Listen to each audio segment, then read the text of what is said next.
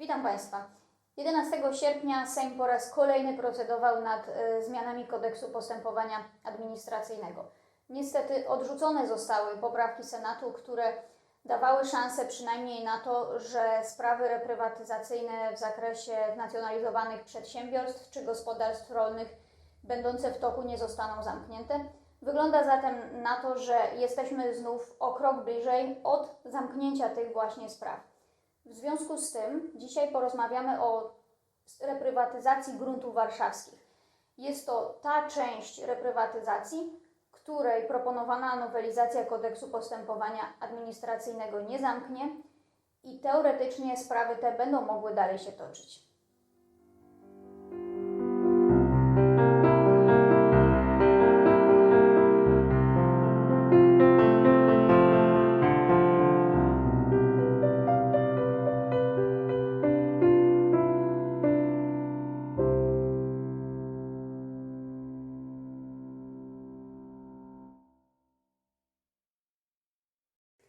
Mamy rok 1945, skończyła się wojna.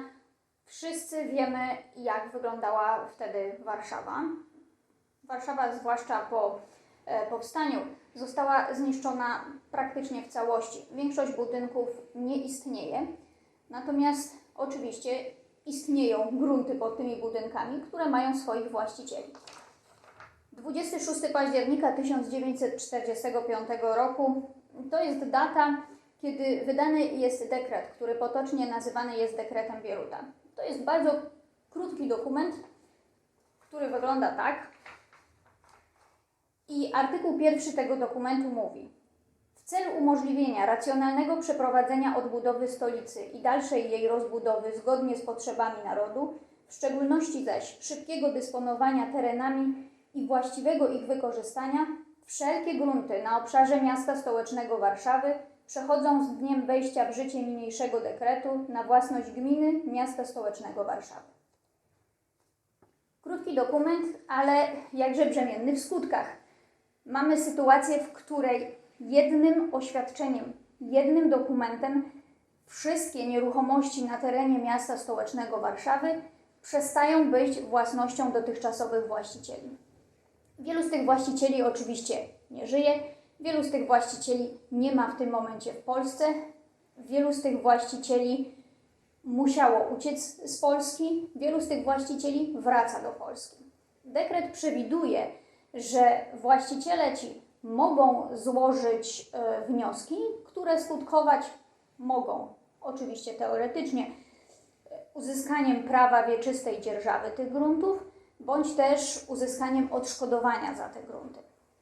Właściciele to oczywiście robią ci, którzy wiedzą, ci, którzy żyją, ci, którzy są w Polsce, próbują składać wnioski, tak aby przynajmniej w jakimś zakresie odzyskać własność bądź odszkodowanie.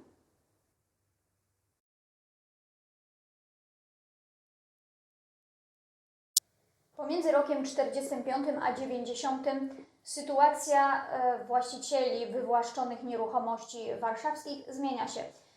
Jest wydawanych szereg przepisów, które odnoszą się do przyznawania prawa wieczystej dzierżawy, czy też wieczystego użytkowania, przyznawania odszkodowań. Zwykle wszystkie te przepisy pogarszają sytuację właścicieli. Sprawy nie są rozpatrywane z tego względu, że oczywiście administracji nie zależy na ich rozstrzyganiu, przede wszystkim nie zależy na ich pozytywnym rozstrzyganiu. Nadto właściciele bardzo często opuszczają terytorium Polski i nie mają możliwości dalszego kontynuowania tych spraw. Przychodzi rok 90 i sytuacja, mimo iż mogłaby się polepszyć, faktycznie się pogarsza. Powstają pewne grupy, które zajmują się skupowaniem roszczeń byłych właścicieli nieruchomości warszawskich. Ci właściciele bądź ich spadkobiercy niejednokrotnie są oszukiwani. Sytuacja jest bardzo trudna, w szczególności dla władz miasta, które mają szereg gruntów, które nie mają ustalonej sytuacji prawnej. Wszyscy są zdania, że sytuacja dojrzała do tego, aby kwestie roszczeń byłych właścicieli nieruchomości warszawskich w sposób kompleksowy uregulować. W roku 2016 uchwalona zostaje nowelizacja ustawy o gospodarce nieruchomościami. Nowelizacja ta potocznie, a moim zdaniem również przewrotnie nazywana jest małą ustawą reprywatyzacyjną. Ma ona uregulować dwie kwestie. Pierwsza z nich to kwestia prawa pierwokupu roszczeń, które są przyznane na podstawie dekretu Bieruta. Te roszczenia, którymi właśnie po roku 90 ci eksperci i specjaliści od spraw reprywatyzacyjnych handlowali. Prawo pierwokupu ma przysługiwać miastu stołecznemu Warszawy i Skarbowi Państwa. Druga kwestia to jest zamknięcie spraw, które potocznie nazywane są śpiochami, czyli tych spraw, gdzie byli właściciele złożyli wnioski o przyznanie im prawa użytkowania wieczystego, natomiast sprawy te nigdy się nie zakończyły z uwagi na to, że właściciele ci zmarli bądź też opuścili terytorium Polski. Ustawa przewiduje, że miasto stołeczne Warszawy robi ogłoszenie, w tym ogłoszeniu przedstawia wykaz tych nieruchomości. Od momentu tego ogłoszenia właściciele lub ich spadkobiercy mają 6 miesięcy na to, aby zgłosić się do postępowania i kolejne 3 miesiące na to, aby swoje prawa do tych roszczeń udowodnić.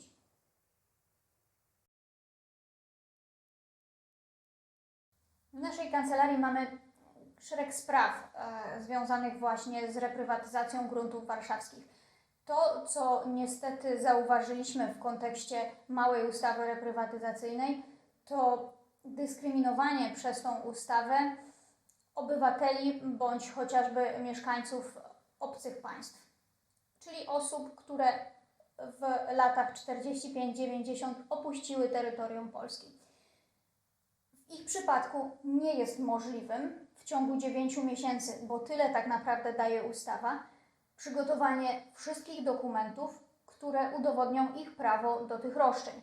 Wymaga to niejednokrotnie przeprowadzenia postępowań przed polskimi sądami, które niestety nie kończą się w 9 miesięcy, stąd też tak naprawdę nie ma fizycznej możliwości wypełnić tych obowiązków w terminie, który przewiduje ustawa. Niestety ustawa nie przewiduje możliwości zawieszenia biegu tego terminu na czas, kiedy postępowania są toczone. W związku z tym, dlatego właśnie ja uważam, że ustawa ta nazywana jest przewrotnie małą ustawą reprywatyzacyjną, gdyż tak naprawdę nie zmierza ona do tego, aby byłym właścicielom zostały zwrócone ich nieruchomości, aby zostało przyznane prawo użytkowania wieczystego bądź chociażby odszkodowanie. Niestety ustawa ta zmierza do tego, aby miasto stołeczne Warszawy mogło uregulować własność nieruchomości, co do których do tego momentu miało wciąż otwarte postępowania. Na koniec chciałabym wyjaśnić jeszcze jedną kwestię. Jest to taka kwestia, która dość często przewija się w różnych wpisach bądź też dyskusjach w mediach, także w mediach społecznościowych, a mianowicie panuje taka nieprawdziwa opinia, że państwo polskie płaci za zniszczenia, których w czasie wojny dokonali naziści. Tak nie jest. Myślę, że to wszystko, co powiedziałam dzisiaj w sposób jasny i klarowny, pokazuje, że jedyne odszkodowania, które państwo polskie wypłaca, bądź też zwroty, których dokonuje, dotyczą wyłącznie własności nieruchomości, które pomimo tego, że stojące na nich budynki zostały zniszczone, jak najbardziej pozostały własnością swoich właścicieli.